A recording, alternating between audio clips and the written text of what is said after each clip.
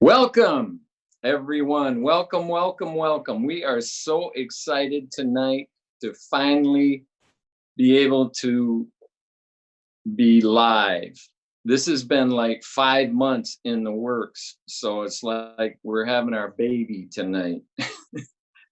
We are so excited that we have, for our first guest speaker, is Joe Crane, and he's the one that it all started with him.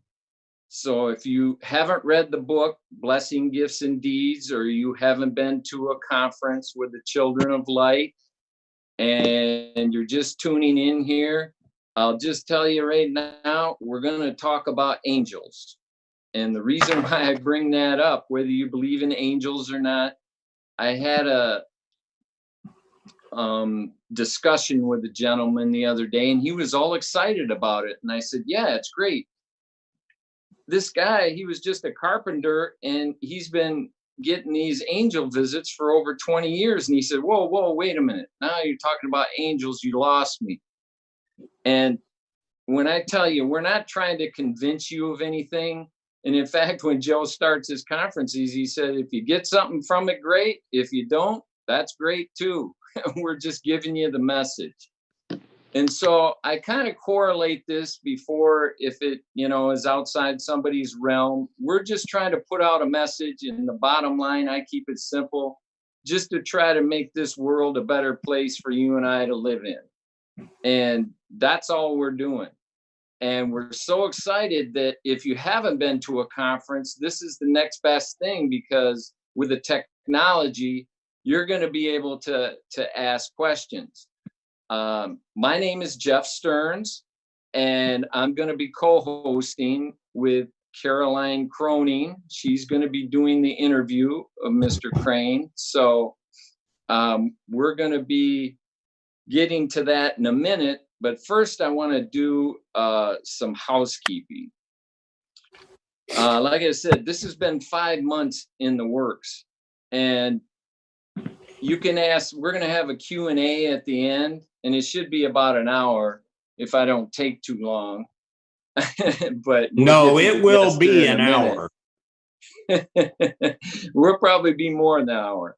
So anyway, in the box in the bottom, if you're watching this on YouTube, you can type in questions. And we've got Eliona. Like I said, this is our first one, so bear with us if we can't get to all your questions. We're doing the best we can. So you're going to be able to do a Q&A with Mr. Crane at the end. So now I want to introduce you to the people, the real brains behind the scenes, because I don't know how I got here talking, but anyway, I was out voting. But the brains of it are behind. So like I'd mentioned, Caroline Cronin, she's going to keep me on point. So if I don't keep babbling or whatever, and she's going to actually tell you what's what about all this, about the book and that type of thing.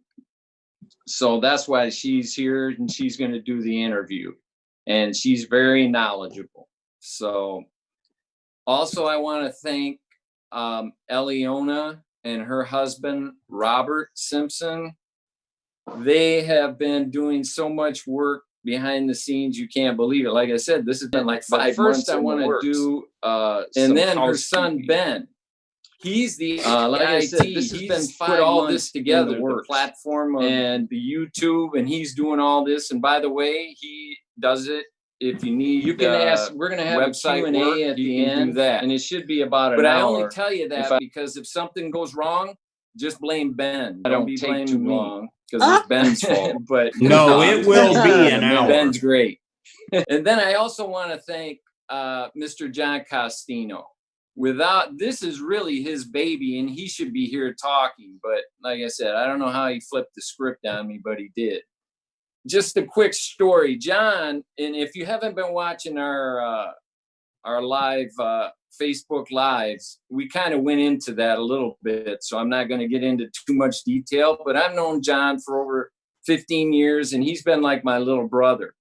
And I've been telling him, once I've been going to these conferences, I knew he needed to go, because he asked the first question that I did. How come there isn't more people? This is incredible. This message, it needs to go out. And that's why we're doing this webinar. So I said, you need to go. Well, he didn't go.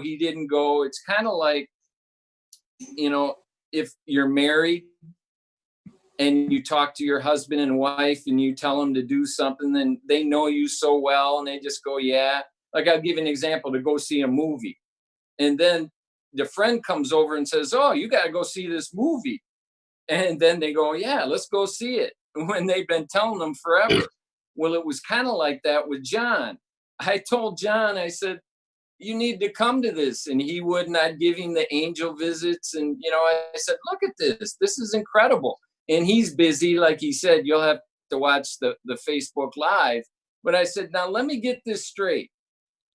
I've been telling you, I'm like your older brother, and I've been telling you for, 5 years now, roughly, to go to this.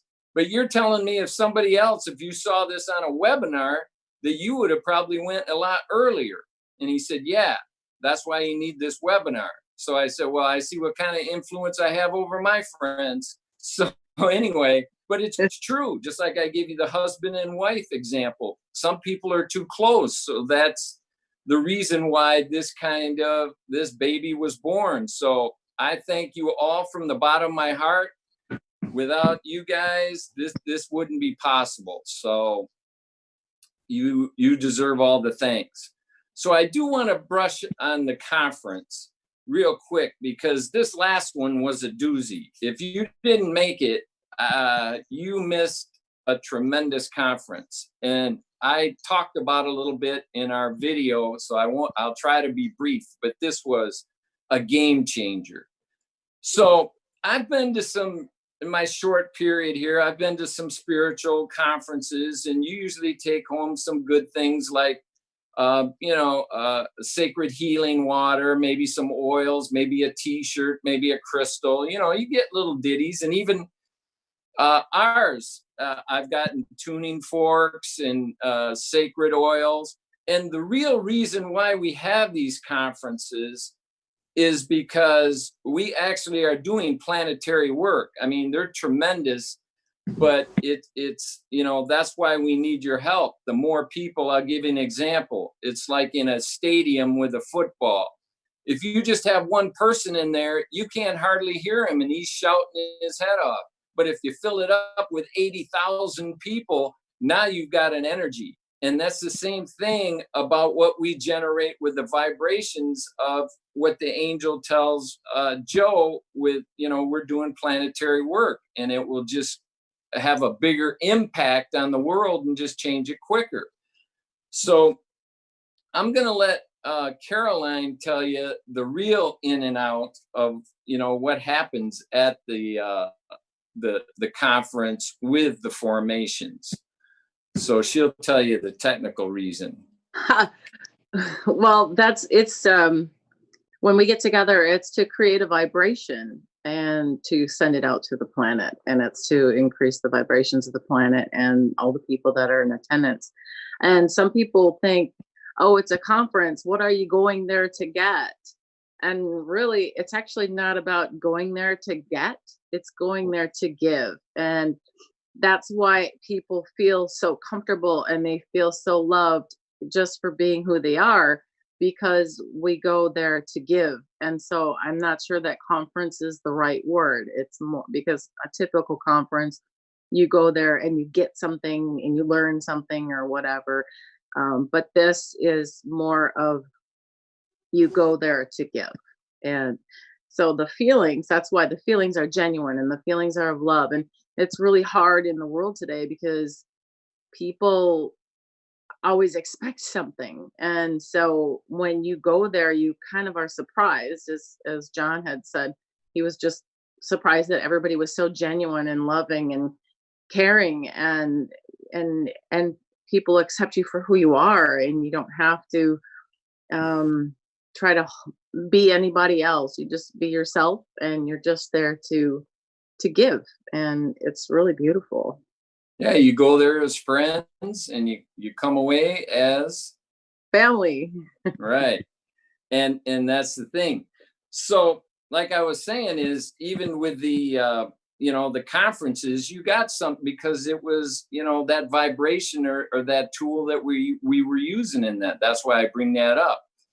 Now, this last conference, I don't know about you, but even we stepped it up. Like I said, we were getting tuning forks and oils and stuff. This last conference, we actually got an angel. I'm not kidding you.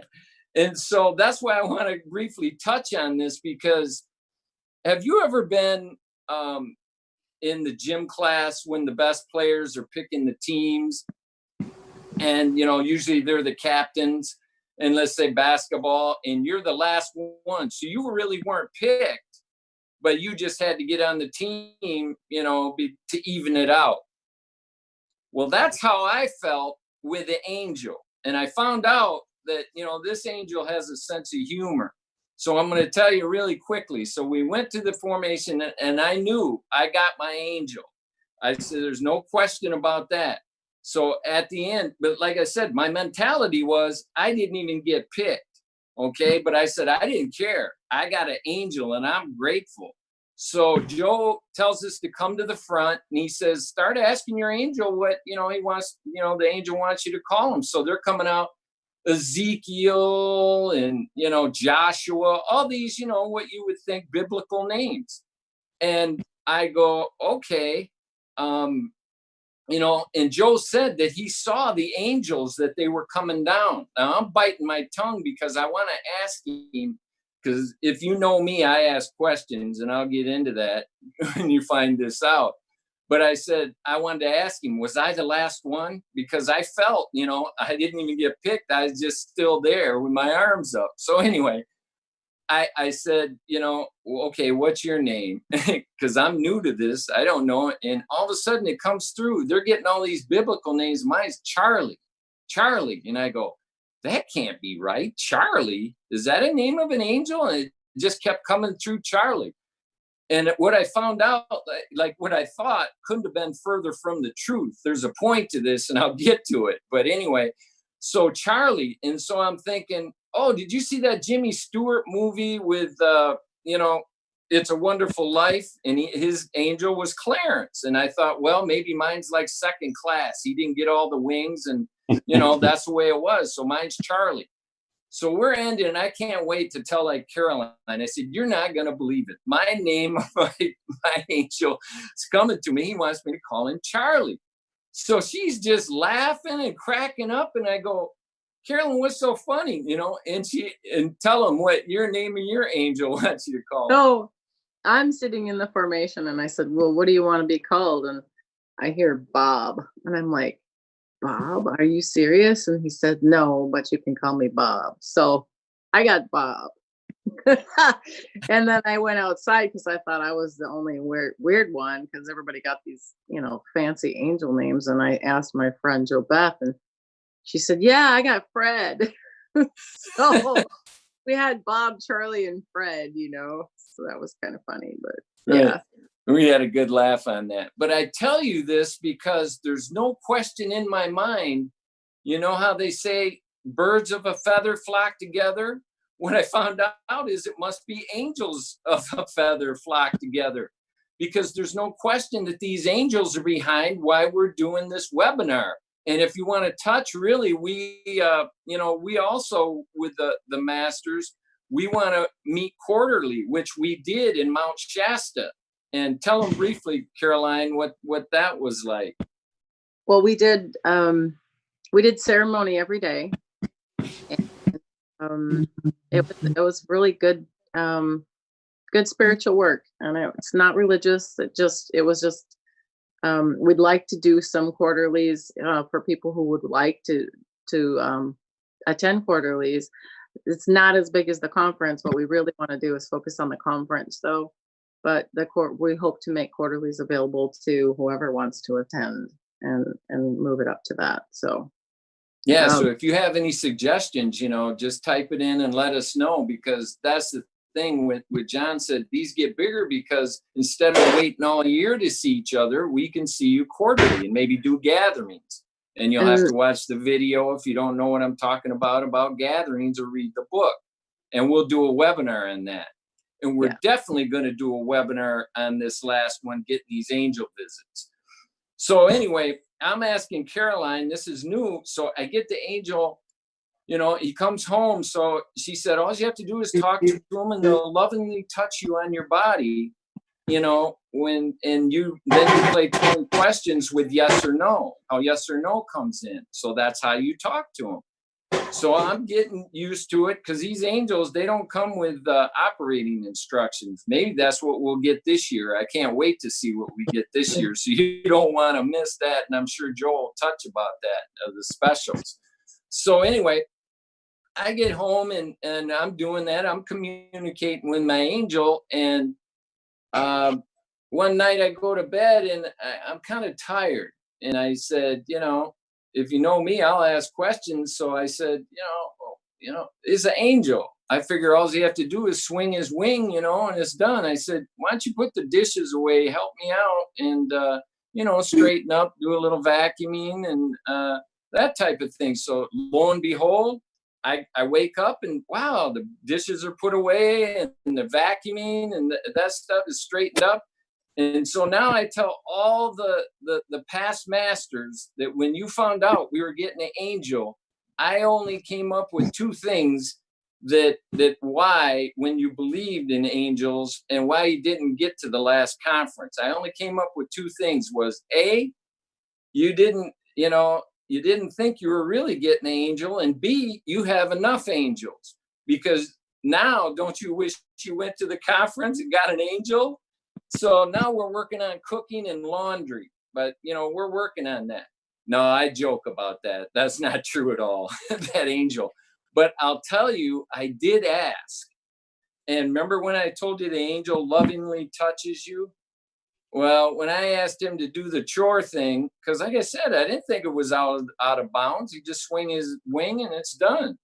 And he didn't lovingly touch me so much. He came down hard and said, no, he's here we're helped to hear the planetary work. And so I'm going to let Caroline tell you why we were assigned angels.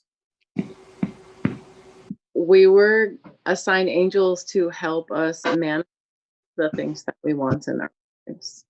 So that was a gift from the angels.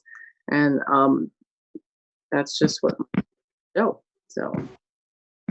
but I think what we should do now maybe is turn it on over to Joe. Yeah, I'm going to introduce him. So I want to basically, you know, I joke with Joe and how I came about. I wasn't sold into, you know, all this angel stuff for the people that are listening. And, you know, after I met him and talked with him, and then I found out that all the, you know, the body of work that's happened in 20 years, I said, this has got to be true, because he's not smart enough to pull this off. And I joke about that, but nobody is. And that's why when I said, you know, this is true. And so, you know, when you hear him speak, his heart is as big as an ocean. And you wouldn't realize that, but I always say actions speak louder than words. And, you know, when you look at all the sacrifices he's done and how he's changed his life when he's got this angel visit, there's no question when Angel Michael went looking for a soul on this planet to carry out his message, he picked the right man. And I just want to, from all the masters and everybody that they can't speak, so I'm doing it for them, from the bottom of our hearts, sir, we thank you for everything that you've done for helping make this world a better place to live in. And I also, with Angel Michael, taught you to teach us to say, we all say, bless your heart. And I just want to, you'll have to watch the webinar on bricks, but there's no question in the afterlife, I want to hang out at your crib, because the bricks you've built there's no question you have a mansion waiting for you. So, and I want to thank you for everything that I've learned in the short amount of time. I can't, begin to say how much that I've learned, and I won't even try. So without further ado, I'm proud to call this man my mentor, my brother, and more importantly, my friend, the man who started it all, Mr. Joseph Crane. Are you there, sir? I am. Am I there? You're Can you there. see? The airwaves are yours. Okay. When they started doing this, I thought it was a good idea because the book Blessings, Gifts, and Deeds was kind of like the foundation where the information came and how I got it. And what happened was I just sat down and wrote it as it happened.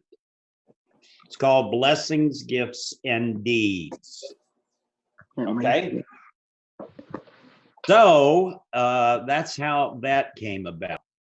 Well, I got to thinking today because I read the copyright on it, and it was 96.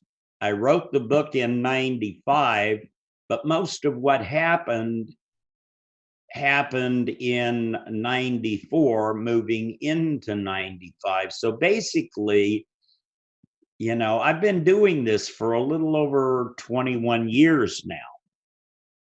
So everybody wants me to tell you how it all started.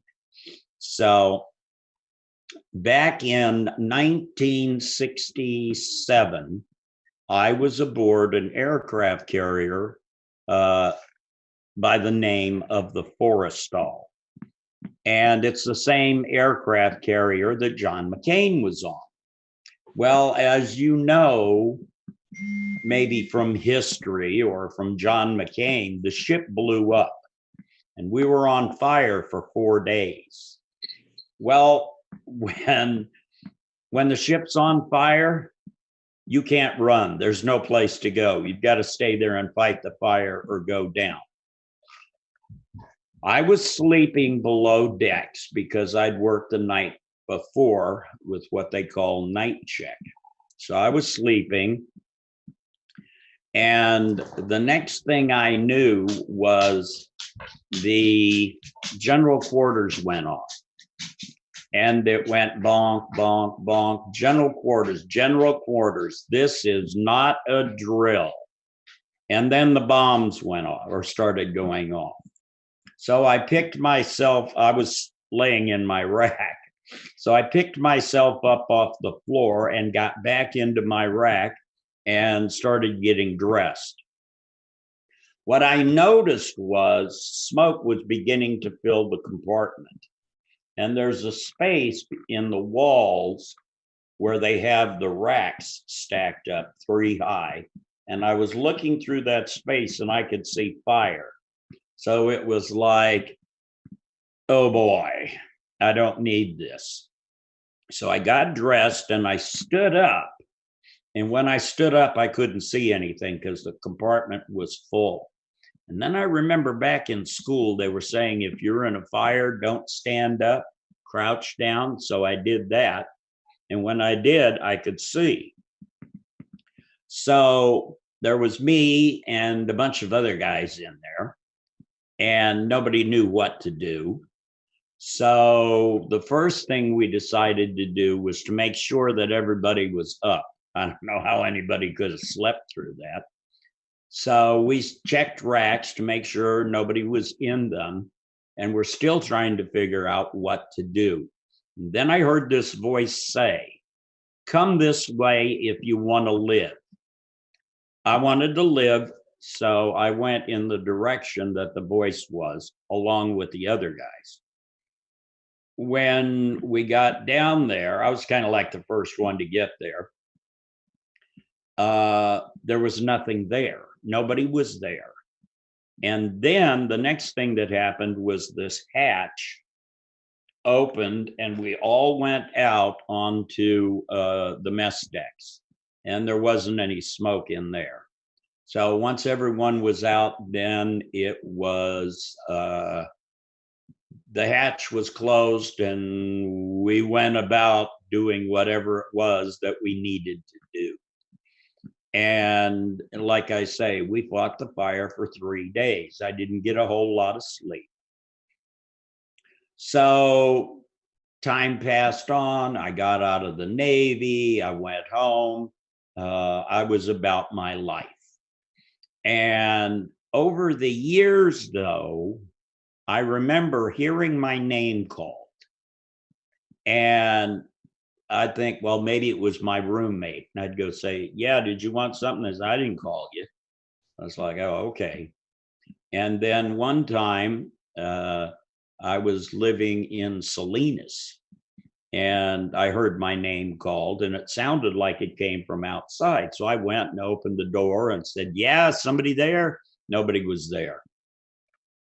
So I thought, this is getting crazy. Then years, 2-3 years later after that, you know, I went to a seminar who the leader of it ended up being my teacher, my master, my friend. You know, I just respected the world of him. He was British. His name was Alexander Everett. So I was in one of his seminars. It was called Inward Bound. So anyway, I was doing that, and he was talking about people and God trying to speak to them and so on. And he said, and do you know, some people actually hear their names called? Well, that struck a chord with me. So on break, I went and talked to him. So, and I told him, that's happened to me a lot. And he said, well, you know what to do, don't you, Joe? And I said, no. And he said, do you remember the story of Samuel in the Bible? And I said, refresh my memory.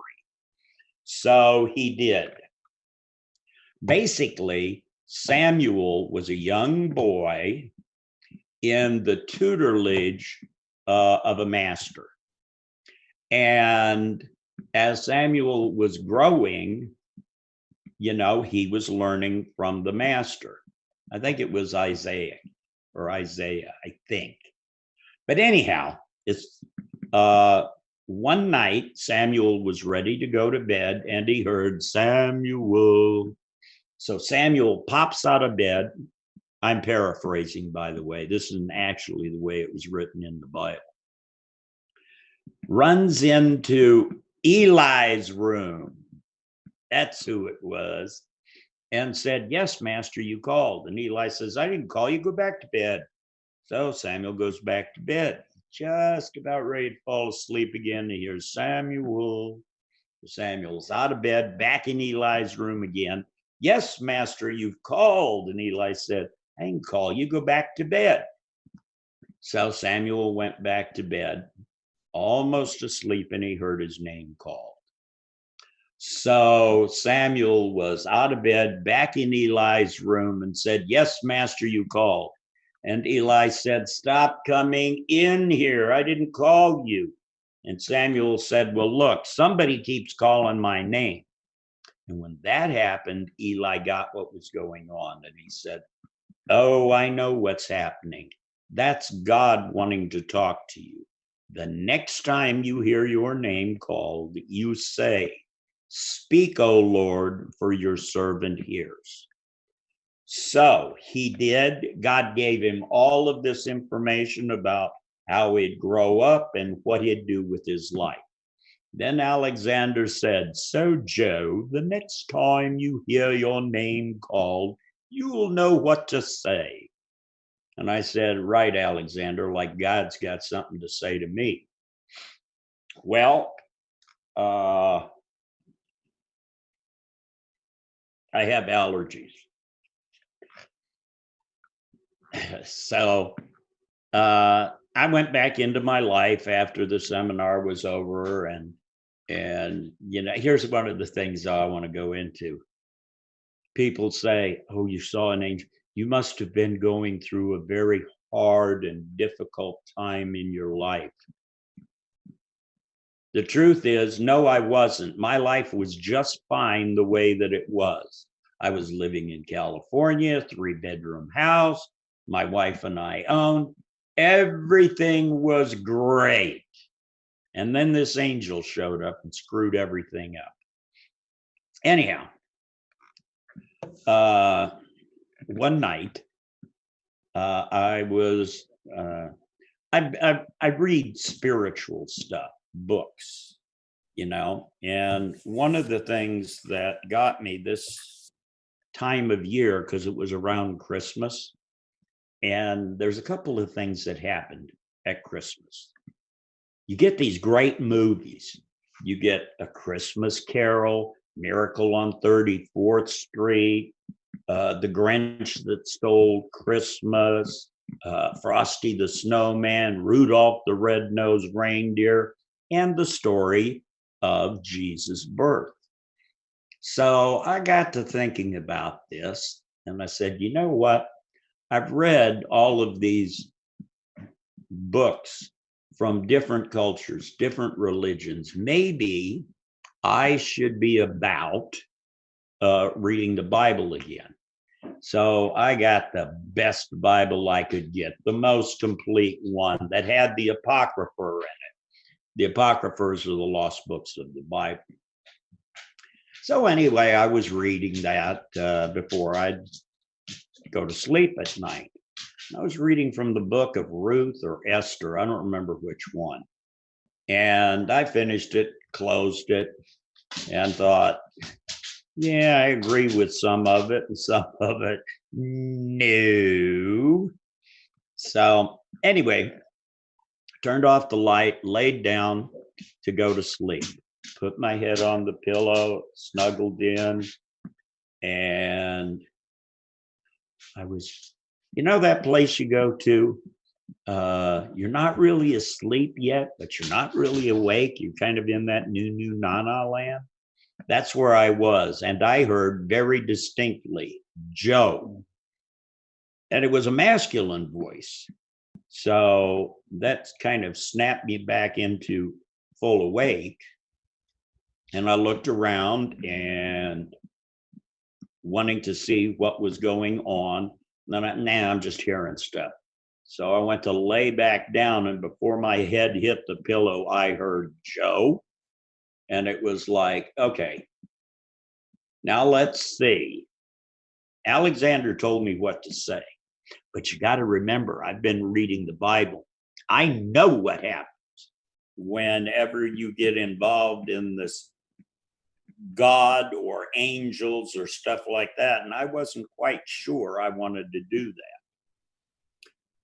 And then I decided, okay, if God has something to say to me, then maybe I better listen. So whatever it is, I will accept it. So I said, speak, O Lord, for your servant hears. And I waited. And I waited. Nothing was happening. And I thought to myself, I am so embarrassed for you, Joe, that you would do this. The next thing I thought is, I'm glad the wife's asleep and the dogs don't talk, because nobody's going to know about this. Well, I started to lay back down, and then the door was down towards the foot of the bed. And I saw and it was dark in there. And I saw what looked like a little piece of glitter just floating there in the air with a bright light on it. Next thing I knew, it grew into a huge light and it filled the room. And then I could see way off in the distance, it was like a little tiny figure or somebody. Then it wasn't like they traversed any distance. It was like they were there and then they were, boom, in my room. Now I had like an 8-foot ceiling, and it took up all 8 feet of it. But here's what was amazing. As I looked, I thought, that's the most beautiful woman I have ever seen in my life. And then it spoke, and it spoke in a masculine voice. So the thing about angels being beautiful, you better believe it. Now, this is what he said to me. Put down your books, for they hold no truths for you. As they hold no truths for you. As the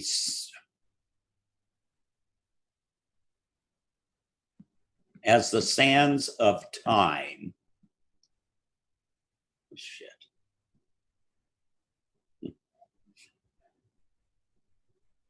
Yeah, see if you can find it, Carolyn.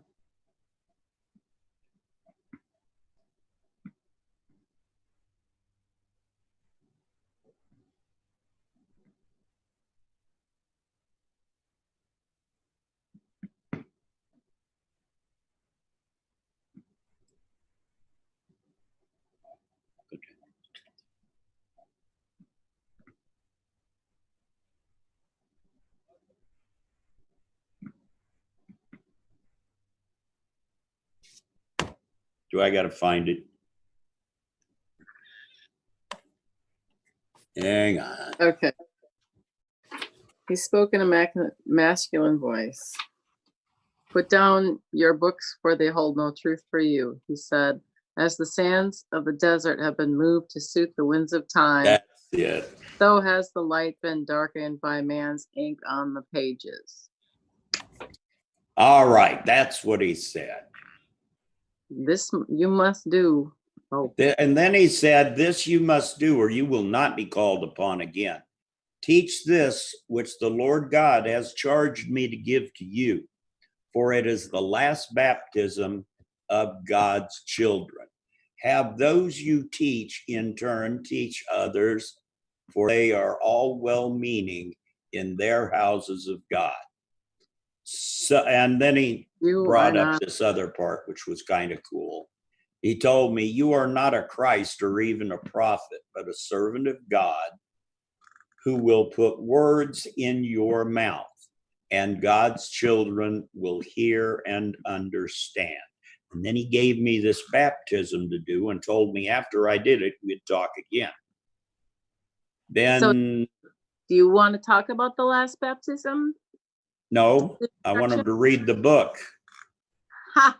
Okay, so we can do Okay. another webinar maybe. Is that okay? Yeah, we can do that in another webinar. Okay. So anyway, he left, and me being me, not knowing whether I really wanted to get involved in this or not, it took me about 6 months to get around to doing the baptism. So I did. And as soon as I did the baptism, he came back and we started having more conversations. So the instructions were for you to do the last baptism. Yes. And told me after I did that, then we would we'd speak again. And what did you feel the last baptism did for you? Gave me a headache. Well, you didn't drink the wine, did you? No, that's called drinking, not baptizing. So anyway, it's a pretty cool process.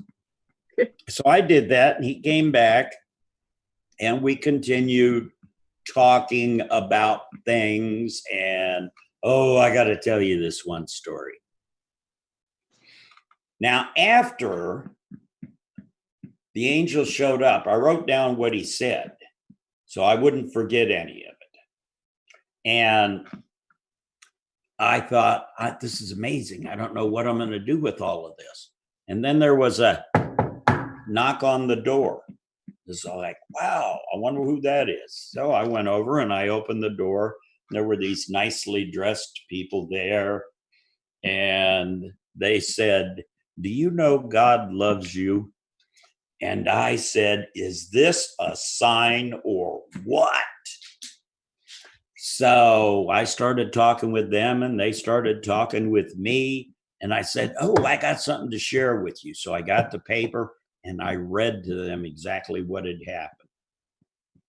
And they ended up telling me, do you know Satan is the big deceiver? And it's like, what? So anyway, I got all of this hellfire and brimstone, and I thanked them for their visit and let them be about their way. And I talked with Michael about it and told him what happened. And he said, Joe, if you think everyone is going to believe what you say, you are as crazy as you think you are. So, yeah. Now, I got to admit, when I first got involved and started getting all of these teachings and things, I really wanted to push it. You know, I really wanted people to get it. It was important to me that they got it. And it was like, it was my responsibility to make sure that they got what I was saying. And, you know, needless to say, I got into some, we won't say arguments, let's try heated discussions with various religious people. And then one day it hit me, wait a minute, I'm not here to convince anybody of anything. All I'm here to do is tell them what would happen, or tell them what happened, give them my story, tell them what was in it for them, and they could do whatever they want with it. Now, every year at the conference, I start the conference with 2 rules. And the rules are, number 1, be open to what I'm saying, regardless of your religious, spiritual background or lack of. Just be open to what I'm saying. Rule number 2, don't believe anything I tell you is the truth, the light, and the way, and everything else is BS. Now, here's the deal. I'm telling you what happened. I'm giving you the information. If you choose to use it, good for you. If you choose to do nothing with it, good for you. Because either, you know, it's like, you know, some religion tell you, well, now that you've heard the truth, if you don't do it, you're going to hell. Well, the thing about this is a truth, it's a light, and it's a way. But if you choose not to follow it, that's fine. You're not going to turn into a big blue flame and burn in hell forever and ever. It's here to assist you. Now, this is the basis for all of my teachings. You're a child of God. You're made in God's own image and likeness, and you're perfect, whole, and complete just the way you are right now. Now, there was a young gal going to high school, and she was having problems trying to figure out who she was and where she fit in and feeling like she didn't matter. And I told her that you're perfect, whole, and complete just the way you are right now. And everybody I say that to always has a yeah, but. And she went, yeah, but I'm not this, I don't have that, so on. And I said, wait a minute. Here's the deal. At what point is a flower perfect, whole, and complete? Is it in the seed? Is it in the sprout as it pushes through the earth, or the young stalk as it's bearing leaves? Is it in the bud? Or is it in the blossom?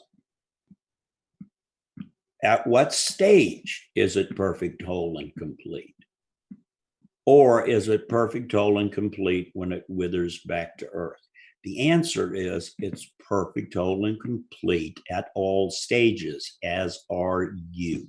Where you are right now in your life, you won't be 20 minutes, 20 hours, 20 days, 20 months, 20 years. But at all of those points, you will be perfect, whole, and complete. Da-da. So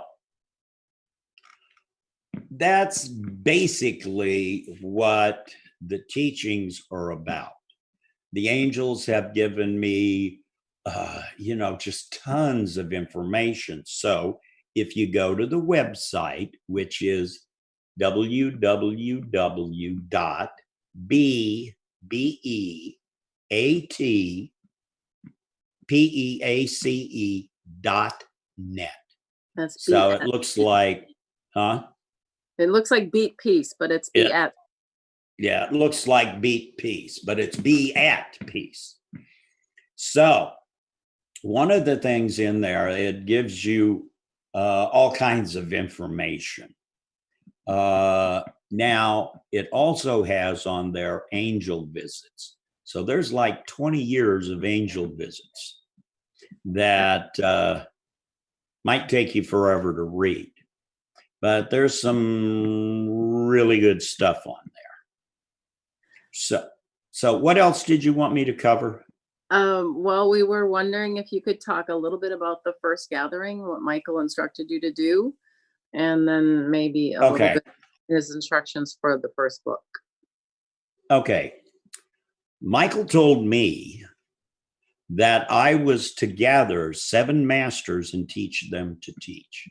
So I start thinking, my God, how am I going to get the Dalai Lama here, the Pope, all of these great spiritual leaders to come to my house so I can teach them to teach? Well, it wasn't about, these big spiritual masters. It was everyone is a master. So you need to get these 7 masters. And then he told me what they needed to be. Each person is as of, and as Michael described it to me, one of the 7 churches spoken of in Revelation, which he also told me was misinterpreted, misunderstood, and that ain't really the way that it is. Okay. So each of these churches, or as Gary Hardin would call them, archetypes, they each have different attributes, and they have gifts, and they have traps. So let me run through it real quick. Sure. And they each have a color. So the first church is red. That's the leader. And people who are reds tend to make great generals, CEOs, managers. They're people who take charge. Okay. Then the next color is orange, and these are the party people. They're the promoters. They promote everybody and everything. Okay. The next group is the yellows. And they're the philosophers, the thinkers. They spend a lot of time in their head, but they are extremely smart. Then the next group is green. And we call that the Church of the Healers. And the reason that we did that is because if you look at a rainbow, green is in the center of the rainbow. Yeah. They are the most balanced. Okay. So healer sounded better than balancer. So I went with healer. And what they do is they bring things back into balance, kind of like an accountant. They balance the books. Okay.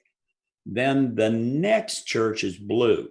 That's the church of the teacher. Guess what they do? They teach. All right. The next group is what we call the Church of the Masters. Purple. And Purple. purple.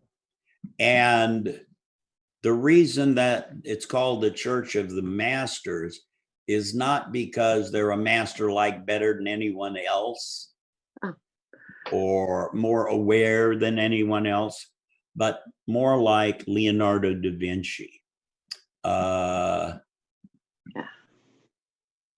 Okay, Mozart, Beethoven, Michelangelo. These are the people who are into creation. They create things. Okay, then the last we call the Church of the Saints, and their color is violet.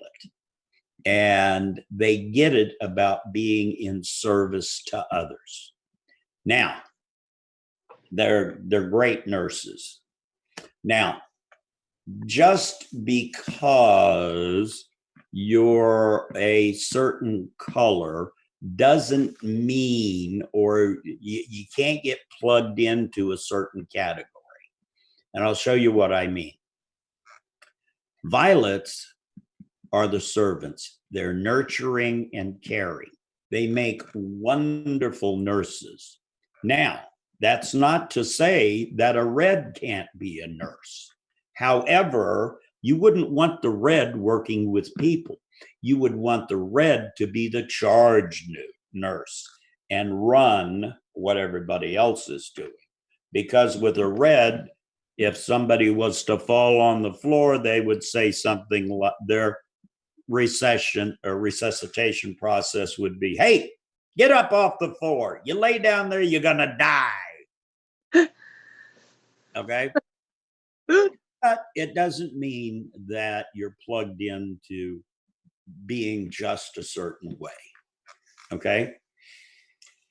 So I was to gather one of each of these archetype churches, colors, and bring them together, and we would do what was called a gathering.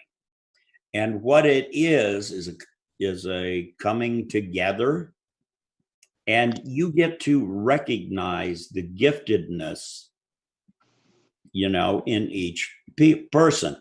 Somebody asked me, Joe, what's a gathering? And I started telling them like I'm telling you, and he said, no. Wait a minute. Just give me a quick 9 bars. What is a gathering? So I thought for a minute and said, okay, here's what a gathering is. Gathering is a powerful, empowering, quantum spiritual event where you get to experience your giftedness and the giftedness of others. That's all it is. Okay? And it's an awesome experience. Now, it used to be when we had a conference, it was only open to people who had been gathered. But there were people who wanted to come, but they hadn't been gathered and they couldn't find anybody to gather them. So they were losing out. So I talked with Michael about it. And Michael said, okay, you can do a gathering. You can do gatherings at the conferences or the events as they were at the time.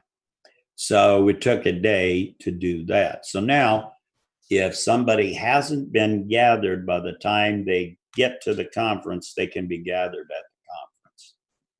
But it's, some people like the gatherings at the conference. Some people like the smaller, more intimate gathering where it's a servant and 7 masters. So it's just a preference. But you can only be gathered once. All right? Did that answer that?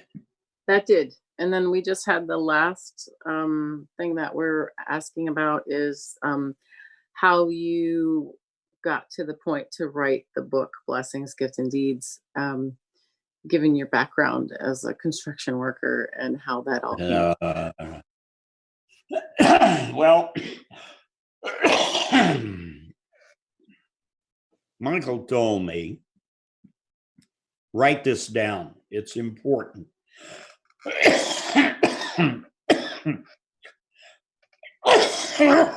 Had some spit go down the wrong pipe.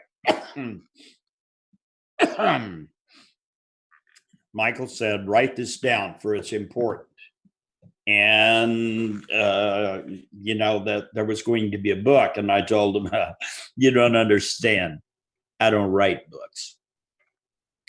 So anyway, after I finished that book and went to get it published, now I got me a book and read up on it, on how you get a book published. And I did all of this stuff.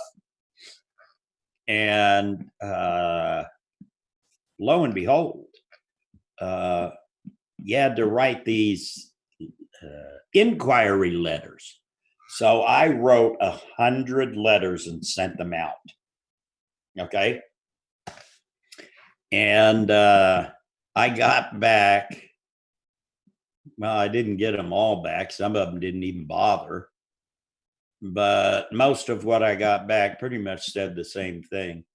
Thank you for your inquiry. We're not ready to take on yada da your book. Good luck with it, yada da da da. Bye. So you would think that anyone who received that many denials would have said, okay, I get it. It's not going to happen. Well, not me. I kept at it. And then this one gal that I knew this publisher. And she said, let me hook you up with him. So I gave him a rough draft of the book. And he said, yeah, I'd like to publish it. So it was like, da-da. So that's how that came about. So anyway, okay, I did what I was told, no more. As time marched on, there was another book that Michael wanted me to do, and then another book that he wanted me to do, and then another book that he wanted me to do. Now, this one, On the Wings of Heaven, I did with G.W. Harden. He also wrote another book called The Messengers, which is a good book to read too. So I did On the Wings of Heaven with Gary, and then I did The Master's Return. And da-da. Then I have another book called Teaching the Masters. And it has pretty much all of the teachings in there. That one is kind of my favorite, actually. Yeah, but it's kind of like the crib notes, or the, you know, that you'd go get if you didn't want to read the whole book of everything that's transpired. Some people like it best of all. So that's The Master's Return. When I had my my teacher, Alexander, I gave him a copy to read. So anyway, I autographed it and gave it to him. And he read it. And then when I saw him again, he said, Joe, I just have one question. And I said, what's that? You know this book, Teaching the Masters. How can you teach masters? And I said, Alexander, I'm teaching them that they are masters. Oh, well, you got to understand, this was 7, 8 years ago that I did this book, when Alexander was still alive.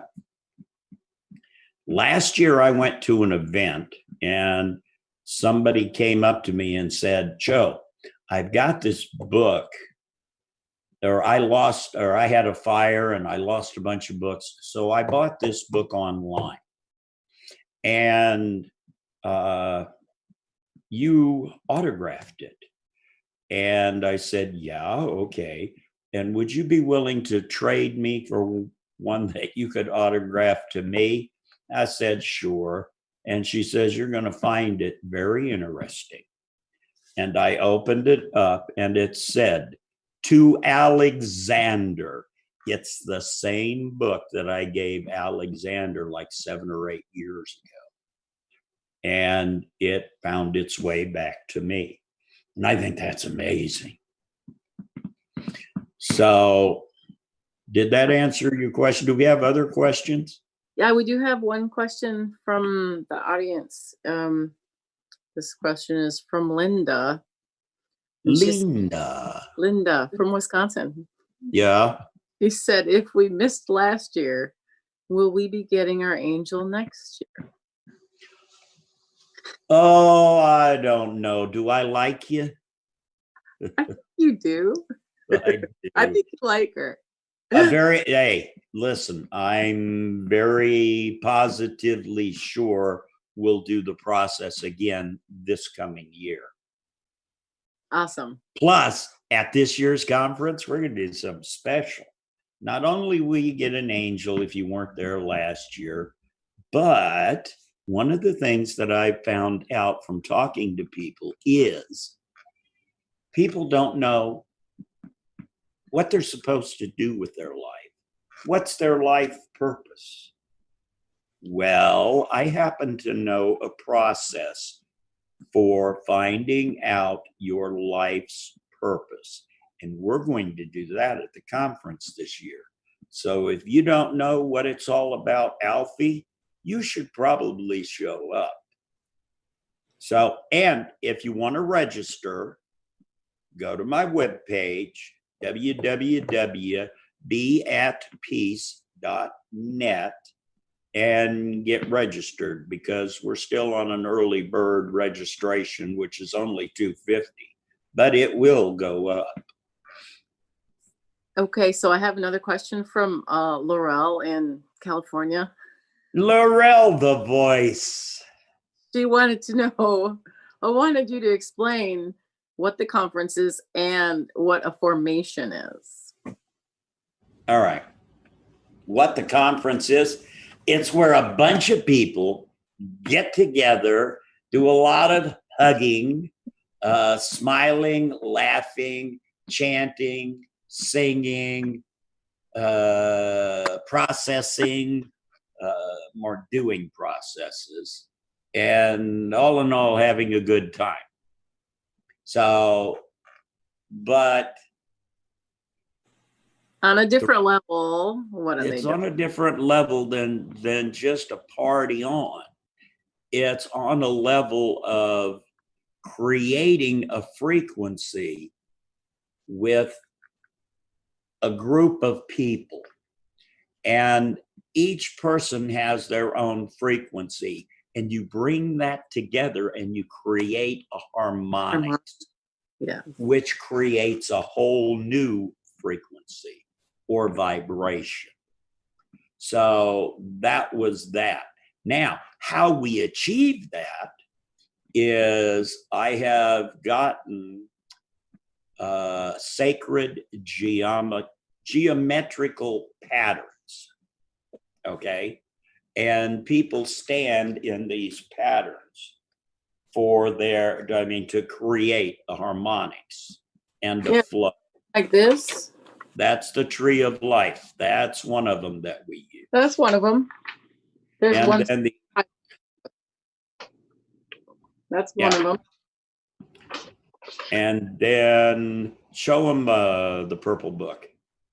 Oh, yeah. Okay, that is another sacred geometrical form. That's called a gate of grace, which we will discuss at another time. Yes. So,